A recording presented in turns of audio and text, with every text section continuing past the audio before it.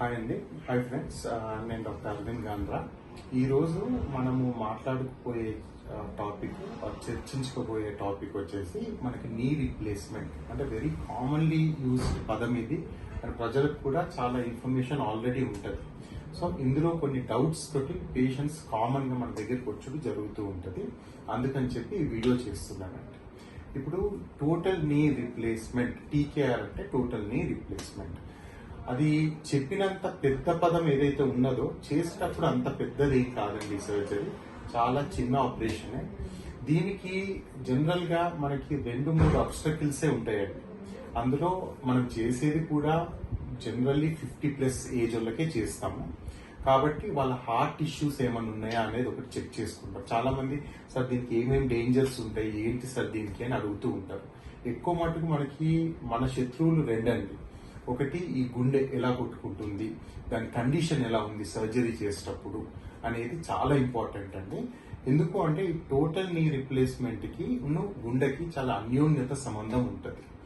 అంటే చాలా మంది అడుగుతారు మోకాలు చేస్తే మరి హార్ట్ కి ఎందుకు సార్ ఈ ప్రాబ్లం వస్తుంది అంటే, ఈ పల్మనరీ ఎంబోలిజం, థ్రాంబో ఎంబోలిజం అనే ఇష్యూస్ వల్ల హార్ట్ మనకి కొంచెం వీక్ ఉంటే మనకి కొన్ని ఇష్యూస్ మనకి పోస్ట్ సర్జరీ ఆర్ ఇంట్రాప్ లో జరిగే అవకాశాలు ఉంటాయి. కాబట్టి హార్ట్ ఫిట్నెస్ మీద మేము చాలా కాన్సన్ట్రేషన్ పెడతాం.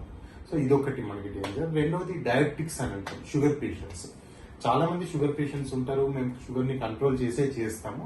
బట్ స్టిల్ వాళ్ళకి కొంచెం రిస్క్ ఫ్యాక్టర్స్ ఎక్కువ ఉన్నట్టే మనకి ఈ 2 స్టడీస్ ద్వారా కానీ మనం రెగ్యులర్ గా చేసేటప్పుడు తెలిసే ఈ 2 ఏవైతే కండిషన్స్ ఉంటాయో వాళ్ళని కొంచెం రిస్క్ కేటగిరీలో పెడతాం. బట్ 99.9% నో ప్రాబ్లం అండి. All are successful surgeries. ఈ 0.1 or 1% ఎప్పుడైనా మనకు ప్రాబ్లం వచ్చిందంటే మాక్సిమం ఈ 2 కారణాల వల్లనే వస్తుంది. Now coming in to what is TKR, total knee replacement అని మీకు తెలుసు. ఏం చేయబోతున్నాం, నీ రిప్లేస్మెంట్ లో మనం ఏం చేస్తాము అనేది మనకు తెలియాలి.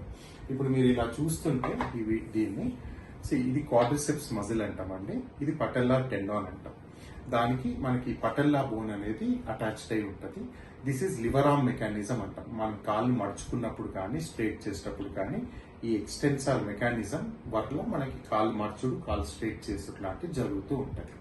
అయితే నీ రిప్లేస్మెంట్ లో మనం ఏం చేస్తామంటే, మనం దీన్ని పక్కన పెట్టేసి దీన్ని లోపలికి ఇలా బెండ్ చేసేసి, ఇప్పుడు మీకు ఈ స్ట్రక్చర్స్ కనపడుతున్నాయి అనుకుంటా క్లియర్ గా. ఒకటి వచ్చేసి మనకి ఈ మెనిస్కస్ అని ఉంటుంది. ఈ బ్లూ కలర్ స్ట్రక్చర్ మీరు చూస్తున్నారు కదా, ఈ బ్లూ కలర్ స్ట్రక్చర్ పేరు మెనిస్కస్ అండి. ఈ మెనిస్కస్ ని టోటల్ గా తీయబడుతుంది, అంటే ఇది మొత్తం టోటల్ గా తీసేస్తాం. రెండోది ఇవ్వండి, ఇక్కడ ఏసీఎల్ అని కనపడుతుంది. దిస్ ఈజ్ ఏసీఎల్ అండి. సో ఇది కూడా టోటల్ గా తీసేసుడు జరుగుతుంది అండి. తర్వాత మీరు ఇప్పుడు ఇది చూస్తున్నారు, whatever we are pointing, this is all cartilage అండి. This is femoral cartilage, this is tibial cartilage. ఈ కార్టిలేజ్ ని ఏం చేస్తాము అంటే, మనం ఆల్మోస్ట్ ఒక 3 to 4 mm ఈడు వరకు తీసేసుడు జరుగుతుంది అండి. ఇది మొత్తం మనం షేవ్ ఆఫ్ చేసేస్తాం. అంటే మీడియల్ సైడ్ అంటే మీకు ఇది మీడియల్ సైడ్ అంటాం, దీన్ని లాటరల్ సైడ్ అంటాం. జనరల్ గా అందరికి ఈ మీడియల్ సైడే మొత్తం మనకి వేర్ అండ్ టేర్ జరుగుతుంది. అండ్ ఇక్కడనే మాక్సిమం బోన్ లాస్ జరుగుతుంది. కాబట్టి ఇక్కడ ఒక 2 mm మాత్రమే కట్ చేస్తాం. ఇటు సైడ్ మీకు 8 to 9 mm వరకు కట్ చేసుడు జరుగుతుంది అండి. అది అయిపోయిన తర్వాత ఈ ఫిమరల్ కార్టిలేజ్ ను కూడా మనము డిఫరెంట్ యాంగిల్స్ లో, రైట్ యాంగిల్స్ లో కట్ చేసేసి మీకు ఒక 2 to 3 mm to 9 mm వరకు మనం దీన్ని షేవ్ ఆఫ్ చేసుడు జరుగుతుంది.